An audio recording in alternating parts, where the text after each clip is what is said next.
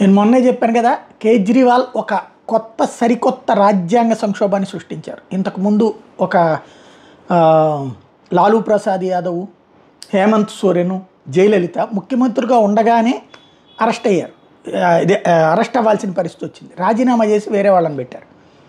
ఇప్పుడు సరికొత్తది, రాజీనామా చెయ్యకుండా ఈడీ కస్టడీలో ఉన్నారు, సెల్లోనే ఉన్నారు ఆయన. నెక్స్ట్ ఇప్పుడు ఆయన చేస్తున్నటువంటి నెక్స్ట్ స్టెప్ ఏంటి అన్నటువంటిదే ఇక్కడ అసలైనటువంటి లాజిక్. తాజాగా పంజాబ్ ముఖ్యమంత్రి మాన్ చెప్తున్నటువంటిది అయితే కేజ్రీవాల్కి సంబంధించి జైల్లోనే కార్యాలయం ఏర్పాటు చేస్తారట, ప్రభుత్వ కార్యాలయం.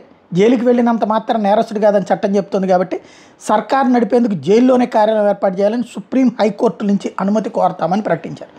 తద్వారా అప్పుడు మరి కోర్టులు ఏమంటాయి అన్నటువంటి చూడాలి. ఇది అతిపెద్దదైనటువంటి సరికొత్తదైనటువంటి అంశం. రాబోయేటువంటి రోజులలో ఇది ఒక కొత్త చర్చకి దారి తీయబోయేటువంటి అంశం.